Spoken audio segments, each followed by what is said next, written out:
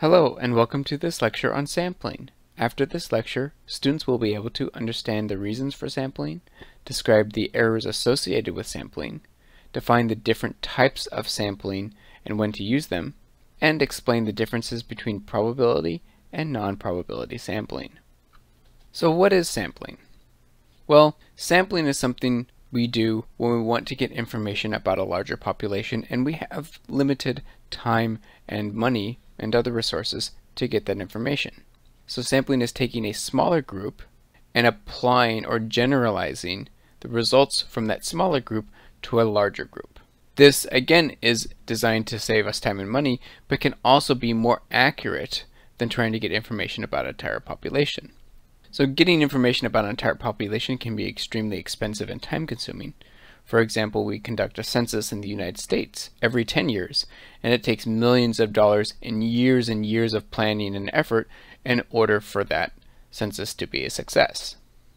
Generally, we are not going to have that sort of time and money in order to conduct a census of everybody in the United States. So what we would do is we take a sample. We get a smaller representative sample of people in the United States and apply that information that we learn from that sample to the larger population in the United States.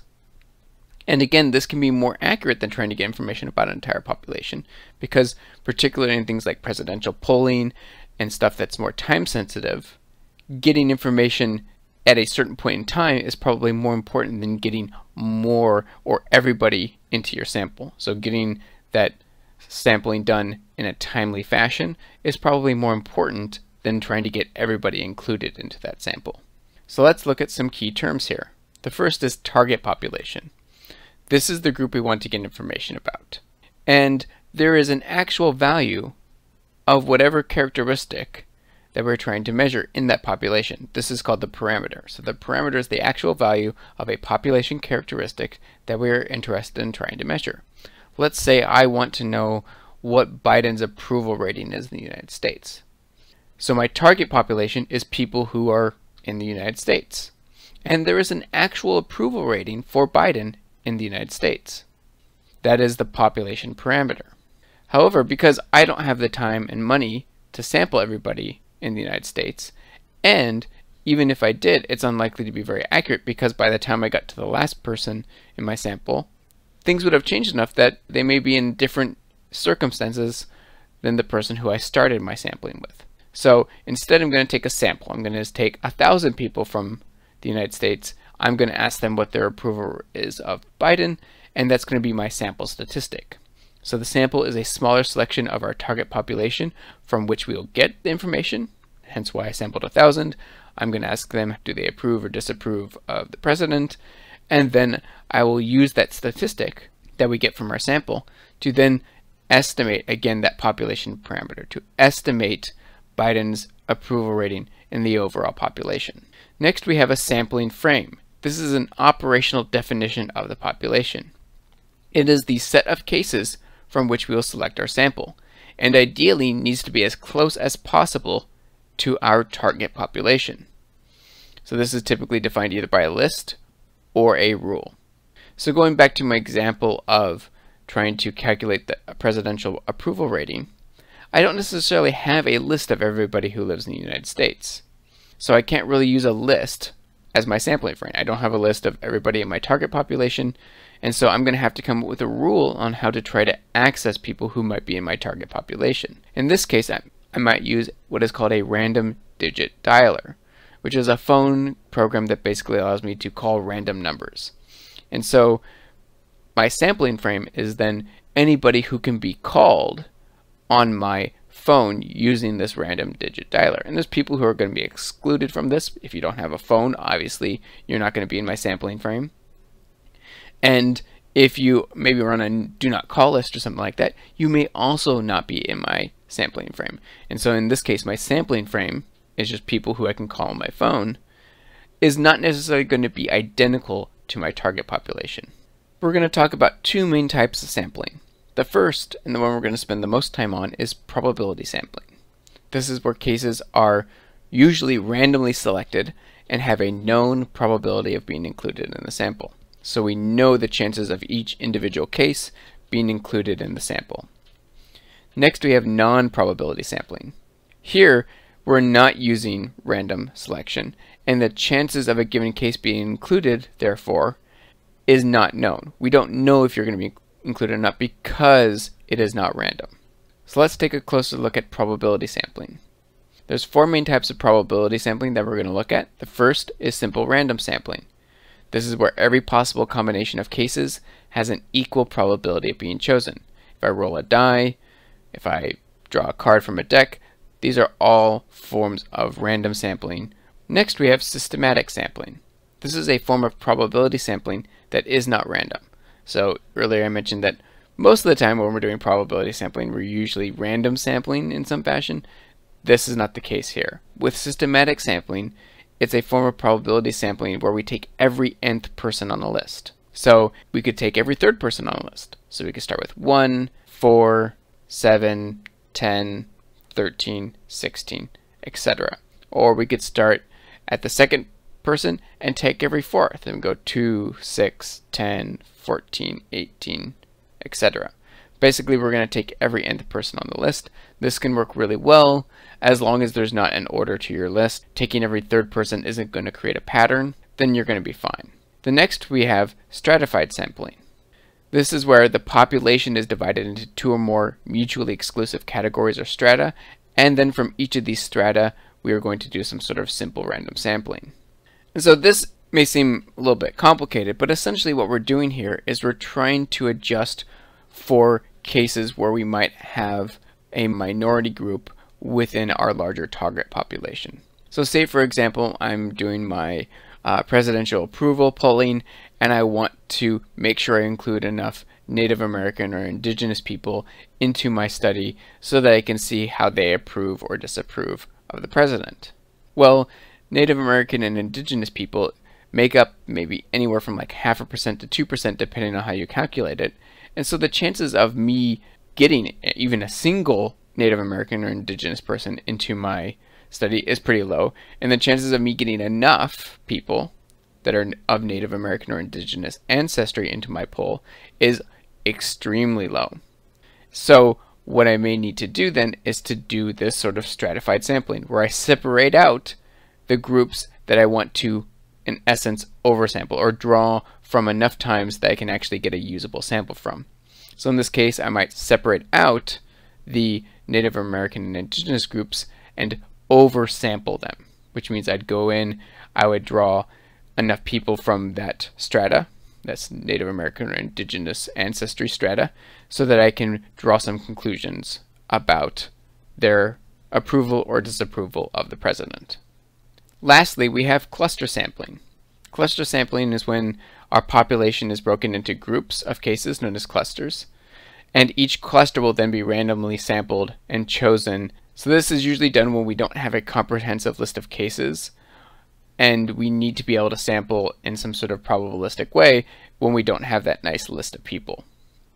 So an example of this is maybe I want to sample, let's say, homeless populations in LA County. Well, there's very unlikely to be a list of everybody who's homeless in LA County, so in order to get information about this group of unhoused people, I may want to do cluster sampling. Cluster sampling here would be if I took, instead of trying to find a list of every person who is unhoused, I would go and say, look at each shelter, and I would find all the shelters in LA County, which is something that I can probably do. Is I can probably find a list of all the shelters in LA County, and from those shelters I can randomly select those shelters and then go to those shelters and randomly sample people from those shelters to be included in my study. So even though I don't have that starting list of people who are unhoused, I can at least start to get at that population by randomly sampling from the list of shelters that I've created, and then going to those shelters, getting a list of people, and randomly sampling from those people who are using those shelters. So here's an example of simple random sampling. As you can see, we have a population of 10, and we are just going to randomly take a case from the population and include it in our sample. And each case has the same exact chances of being chosen. Here we have systematic sampling. We have a population of 12 people, and we're going to go through and select every third, starting with number 2. So we're going to go 2, 5, 8, 11, and those are going to be the people included in our sample. Notice here that when we did this, we missed out on including any of these blue cases. That's something that stratified sampling can help us with. So here's an example of stratified sampling. I have 3 groups. I have the blue cases, the red cases, and the green cases.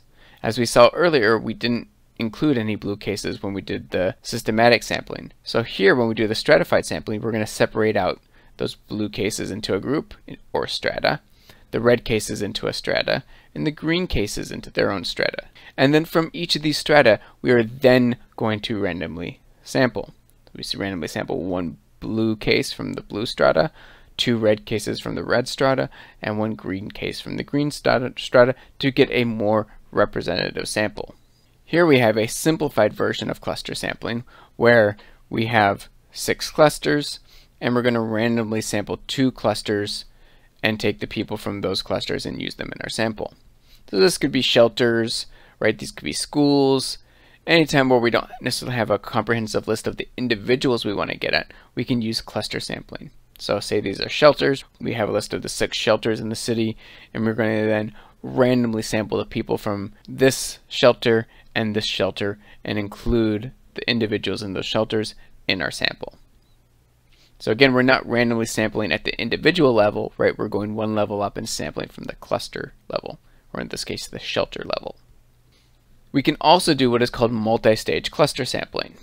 This is where we have multiple stages to that cluster sampling that we talked about before. So an example here is, let's say we want to access individual kindergarten students in California. Well, California is certainly not going to give me a list of all the kindergarten students in California. They'd be insane to do that. But what they might be able to do is give us a list of all the school districts in California. So our H1 and H2 are going to be school districts. We get a list of all the school districts in California, and we randomly sample, let's say, 2 of those school districts. Next, from those school districts, we can probably get a list of all the elementary schools that offer kindergarten programs. So that's going to be our P11, our P12, our P13, our P21, P22, P23, so on and so forth. Those are going to be the schools that we get a list of, and then randomly sample from those schools. So we started with a cluster at the district, where we randomly selected districts. Then we got a list of schools, randomly sampled from those schools. And now, if we go to those schools, they might give us the names of the students in their school. From there, we can then randomly sample those kindergarten students that we're after. And so these M11, M112, M113, so on and so forth, those might be our individual kindergarten students that we are initially looking to sample. So let's talk about sampling error. Sampling is a pretty difficult process and has a lot of steps you have to do, and in each of those steps we can get error. So this outer red ring here is our population. Now, we usually can't get at the whole population. We usually have to use some sort of rule, or our list isn't complete, and so we have some error there between our sampling frame, which is the people from our population that we can actually get access to, and the actual target population. And this difference here is called frame error. It's the difference between our sampling frame and the population that we want to actually get information about. Next, when we draw our sample, because we are doing random sampling, there's going to be some amount of error between our sample and the sampling frame, meaning that sometimes if we're randomly sampling people, we're going to get outliers, people who are on the extremes, or cases that just don't match up with the actual population parameter. And so here we might get some sampling error, and that's going to be the difference between our sample statistic and the actual population parameter, and this is going to be due largely to chance or random error. After we've selected our sample, we need to get their responses. These responses are varied in the sense that a lot of people don't respond. Whether it's surveys, whether it's trying to recruit people to do a study, people tend to not want to participate. And so there's going to be groups of people who just don't respond. And that's going to create a response error, when there's a pattern as to who does not respond to our survey request, to our study request, to our interview request, whatever it is, there's going to be some people who don't respond, and there might be a pattern to who doesn't respond. And so if we add up all of these errors, the frame error, the chance error, the response error, we're going to get the amount our sample statistic deviates from our population parameter. Finally, let's take a look at non-probability sampling. Non-probability sampling does not control for investigator bias. It is non-random. And because of these things, we cannot predict the error.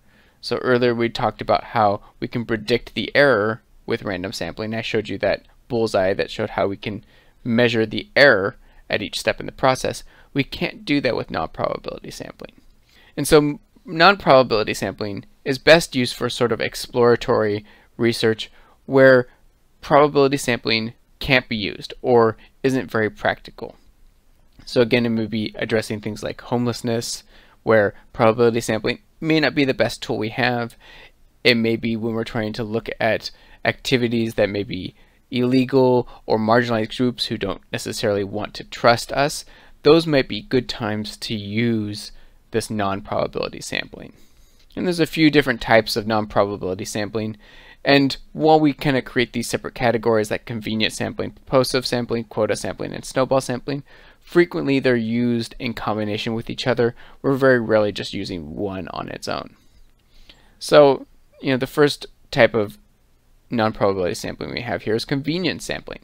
This is basically where we're going to sample the people or cases that are just the most convenient for us, right? So if I asked you tomorrow to do some sampling, you might just go out and ask your classmates. That's convenient sampling. We have purposive sampling. This is where the investigator, the person who's doing the research, uses their knowledge and experience to select cases that will provide the most information or of the most interest. So again, maybe I'm interested in looking into unhoused people in Long Beach or in Fullerton or in Los Angeles. One of the first steps I might take is to look up people who work in shelters or who are participating in unhoused or homelessness outreach programs. Those are going to be the places I start. That's going to be purposive sampling. I'm going to use my knowledge and expertise to go and find people who can help me the most. Next, we have quota sampling. This is where interviewers or researchers are given quotas and have to find enough people that fit that quota in order to finish their interviewing process. This could be combined with convenience or purposive sampling. Again, they don't have to be mutually exclusive. Last, we have snowball sampling. This is when one person refers the investigator to other potential cases. So maybe I go and talk to someone at a shelter and they say, well, this other person has a lot of information on the unhoused population area. You should go talk to this other person. That's snowball sampling. And if we do this right, the snowball sampling can snowball. The first person refers us to 2 other people. Those 2 people each refer us to 2 more. Those 4 people refer us to even 2 more each, right? And we can quickly get a larger and larger sample by having each participant refer us to 2 more participants. All right, that's it for this week. Hope you have a good rest of your week, and I'll talk to you next time.